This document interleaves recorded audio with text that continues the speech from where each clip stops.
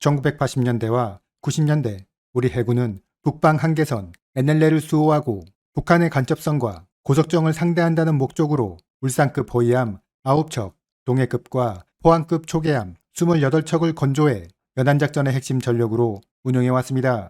하지만 이러한 전투함들의 선령이 노후화되고 대공작전과 대잠작전에 대한 대응의 필요성이 높아지게 되면서 보다 다양한 임무를 수행할 수 있는 신형 호위함의 건조가 요구되었습니다. 이에 따라 1998년 제179차 합동참모회의에서 차기 호위함에 대한 신규 전력 소요가 결정되었으며 2002년 합동전략회의에서는 구체적인 작전 요구 성능이 확정되었습니다. ROC의 대략적인 내용은 만재 배수량 2,800톤 정도의 비교적 대형 선체, 스텔스 형상으로 레이더 반사면적 감소, 램과 근접방호 무기 장착으로 대공 능력 강화, 각종 소나와 대잠 헬기를 운용해 대잠 능력 강화, 국산 전투 지휘체계 탑재, 향후 한국형 수직 발사 장치 장착 등입니다. 2006년 현대중공업이 기본 설계에 대한 계약회사로 선정되어 차기 호위함에 대한 1차 기본 설계가 진행되었는데 그 내용은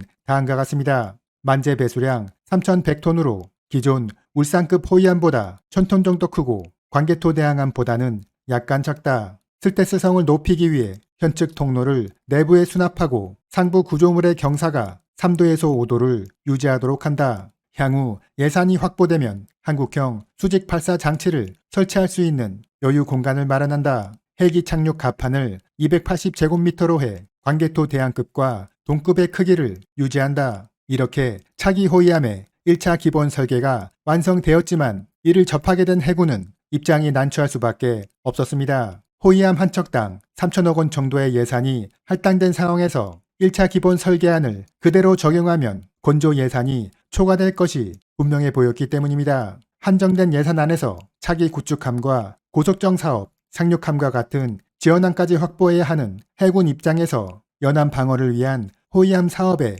예산을 특별히 몰아주기는 어려웠던 것입니다. 따라서 우리 해군은 현대중공업의 기본 설계안을 수정해달라고 요청하게 되었으며 결국 2차 기본 설계안은 함의 성능을 다소 희생시키더라도 예산을 절감하는 방향으로 진행되었습니다. 결국 2008년 최종 설계안이 확정되었는데 가장 특징적인 부분은 함의 길이를 10m 정도 줄이고 상부 구조물을 4층에서 3층으로 낮추는 동시에 기존 사다리꼴 단면을 적용해 스텔스성을 약화시키는 것이었습니다. 이렇게 되면 함의 내부 공간이 협소해지는 단점이 있었는데 이를 만회하기 위해 상부 구조물을 전방으로 확장시켜 공간을 확보하였고 이에 따라 수직 발사기를 장착할 여유 공간은 제거되었습니다. 2013년 첫 번째 차기 호위함인 인천함이 건조되어 해군에 인도되었으며 2016년에는 6번함 광주함이 인도되어 우리 해군은 총 6척의 울산급 배치1을 보유하게 되었습니다. 그럼 인천급의 성능에 대해 알아보겠습니다. 먼저 탐지 장비입니다. 인천급에는 LIG 넥스1에서 개발한 SPS-550K 탐색 레이더, STX에서 개발한 SPG-540K 추적 레이더, 하나시스템에서 개발한 SAQ-540K 전자광학 추적 장치가 장착되어 있습니다. SPS-550K 탐색 레이더는 능동 위상배열 레이더 기술이 적용되었으며 광역 탐지 모드에서는 최대 250km, 중거리 정밀 추적 모드에서는 150km의 거리에서 수백 개의 표적을 탐지할 수 있습니다. SPG-540K 추적 레이더는 1.5도의 세밀한 빔을 발사해 접근해오는 항공기나 대함미사일을 추적할 수 있는데 주야간이나 악천 후 날씨에서도 50km의 거리에서 목표물을 정밀 추적할 수 있습니다. SAQ-540K 전자광학 추적 장치는 가시광선과 전자파, 적외선을 이용해 목표물을 탐지 추적하며 성능이 매우 우수해 북한군 잠수함의 잠만경과 같은 작은 표적도 탐지가 가능합니다. 이렇게 탐지된 표적은 하나시스템에서 개발한 한국형 전투지휘체계 베이스라인 2.0에 의해 분석되어 대응 사격에 나서게 됩니다. 다음은 대공무기입니다. 인천급에는 RIM-116, 램, 단거리 대공 미사일과 레이시온이 개발한 펠렁스 근접 방호 무기가 장착되어 있습니다. 사이드와인더 공대공 미사일의 추진부와 스팅어 대공 미사일의 시커를 조합해 제작된 램은 접근해오는 대한 미사일을 최대 9km의 거리에서 요격할 수 있는데 미국에서의 실험 결과 총 300회 테스트에서 95% 이상의 명중률을 자랑했습니다. 인천급이 램을 장착하게 되면서 북한군 미사일 고속정이나 해안 미사일 기지에서 발사하는 스틱스와 실크웜에 대한 대응이 가능하게 되었습니다. 펠렁스는 인천급에 최초로 적용된 근접방어 무기입니다. 기존 우리 전투함들은 네덜란드의 탈레스사에서 개발한 30mm 골키퍼를 운용하고 있었는데 유로화 환율이 1200원에서 1700원대로 폭증하게 되면서 결국 미국 레이시온사의 펠렁스를 선택하게 되었습니다. 펠렁스는 비록 가격이 저렴하고 20mm 탄을 사용해 위력이 떨어지기는 하지만 꾸준한 성능 개량으로 요격 성공률을 높였으며 풍산에서 펠렁스용 철갑탄을 개발해 탄의 국산화에 성공하기도 했습니다. 다음은 소나 체계입니다. 인천급의 SQS-240K 선체 고정 음탄기는 적 잠수함과 어뢰의 소음을 탐지해 경보하는 장비로 30km의 탐지 거리를 갖고 있으며 세종대왕급 이지스함에 탑재된 소나보다 성능이 더 우수한 것으로 알려져 있습니다. 선체 후미에는 TB-260K 예인 소나를 운용하고 있는데 이는 접근하는 적 어뢰의 소음을 탐지하여 경보하는 역할을 수행합니다. 인천급의 주요 무장으로는 SSM-710K 해성 함대함 미사일과 SSM-750K 해룡 함대지 미사일 그리고 127mm 함포가 있습니다. 기존에 사용하던 액조세와 하품 미사일을 대체하기 위해 개발된 해성은 180km의 사거리를 가지고 있으며 회피기동, 시스키밍 기동, 팝업 기동 등이 모두 가능한 것으로 알려져 있습니다. 해룡 함대지 미사일은 해성 미사일의 레이더와 유도 모듈을 제거하고 그 자리에 250kg의 인마 살상용 자탄, GPS 유도 장치, 추가 연료를 탑재한 것으로 최대 250km 거리의 지상 목표물을 타격할 수 있습니다. 그동안 우리 해군은 북한군의 지대한 미사일 사이트를 가장 큰 위협으로 상정하고 있었는데 해룡을 운용함으로 해서 작전구역을 보다 확장시킬 수 있었습니다. 인천급은 8발의 해성과 8발의 해룡을 장착하고 있습니다. 다음은 127mm 함포인데 이것은 인천함 건조에 있어서 가장 논란이 되었던 장비입니다. 사실 인천급이 처음 계획될 당시 여기에 장착될 함포는 76mm 포가 적당하다고 판단되었습니다. 3000톤급 전투함의 경우 너무 큰 함포를 장착하면 함의 밸런스에 문제가 생기고 승조원들의 생활 공간도 줄어들기 때문입니다. 이렇게 76mm 함포를 장착한다는 계획안이 작성되자 해군에서는 갑자기 여기에 반대하고 나섰습니다. 해군 참모총장의 지시가 있으니 인천급의 함포를 127mm로 교체해 다시 설계해 달라는 것이었습니다. 함포의 크기를 대형화한 이유는 극의 지상군에 대한 화력 지원과 북한군 함정에 대한 대응력 강화에 있었습니다. 먼저 해병대나 육군이 상륙작전을 실시할 때 해군의 함포 사격이 필요한데 76mm보다는 127mm 정도는 되어야 확실한 지원 사격이 가능하다고 판단되었습니다.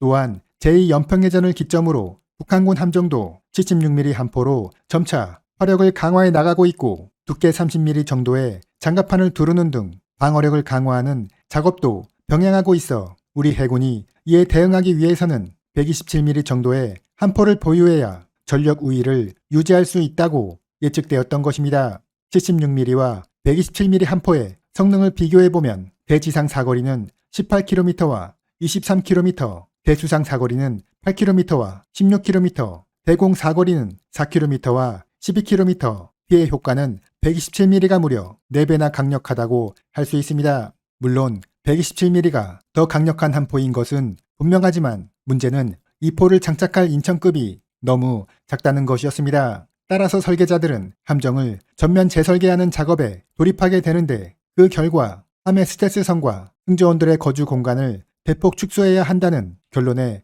도달하게 되었습니다. 사실 우리 군은 이순신급 구축함의 거주성이 우수하다고 판단되어 새로 건조되는 인천급도 그 정도 수준의 거주성을 유지하려 했지만 갑자기 127mm 함포가 들어오게 되면서 다시 예전 수준의 비좁은 거주 공간으로 돌아갈 수밖에 없었습니다. 또한 함포를 무리하게 넣다 보니 함교와 함포 간의 거리가 너무 가깝게 배치되는 문제도 발생했습니다. 세종대왕급의 함교와 함포 간의 거리는 21.4m, 이순신급은 15.2m인 반면 인천급은 불과 4.8m의 거리에 함포가 배치되었던 것입니다. 상황이 이렇게 되자 함포 사격 시 여러 가지 문제가 발생하게 되는데, 먼저 함교에 유리창이 깨어지고 승조원들이 기마개를 사용해야 할 정도로 소음이 크며, 무엇보다 가장 큰 문제는 함교의 각종 전자 시스템이 다운된다는 것이었습니다. 이것은 한번 함포를 발사하고 나면 함의 여러 기능들이 불능화된다는 것을 뜻하는 것입니다. 결국 해군은 충격 흡수 장치를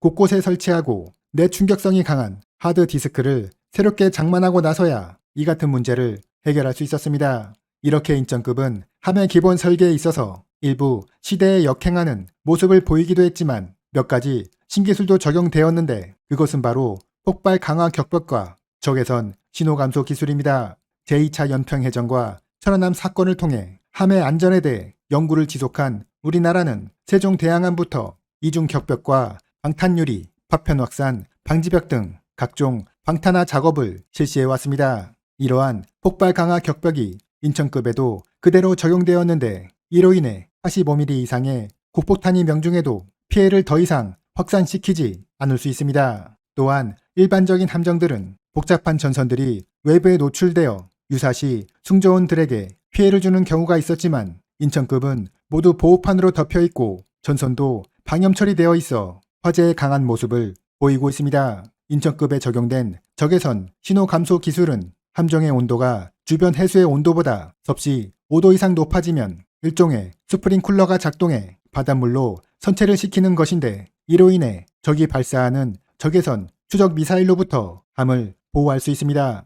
RFID 군한 시스템은 조난된 승조원을 구조하기 위한 장비입니다. 천안함 사건 이후 모든 승조원에게 보급된 이 장비는 GPS 항법 장치가 내장되어 있어 최대 15km 떨어진 거리에서도 약 10m 이내의 오차로 조난자를 찾아낼 수 있습니다. 이 장비는 무게가 45g에 불과해 휴대가 간편하고, 갑작스럽게 바다에 빠져도 해수를 감지하면 자동으로 작동하는 기능이 있어 승조원들의 생존성을 높일 수 있습니다. 현재 인천급은 시대착오적인 설계 그리고 미래 확장성을 제거했다는 점에서 그다지 좋은 평가를 받지 못하고 있습니다. 하지만 인천급은 저가형 연안 함정이라는 태생적인 한계로 인해 제한된 예산 안에서 함을 건조할 수밖에 없었으며, 그나마 과거 울산급이나 포항급에 비하면 상당히 진보된 전투함이라고 할 수 있습니다. 다만 무리한 설계 변경으로 수직 발사 장치를 장착하지 못하게 되었다는 점에서 아쉬움이 남습니다.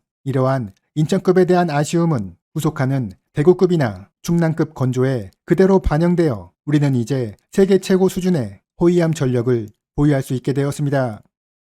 이상으로 마치겠습니다.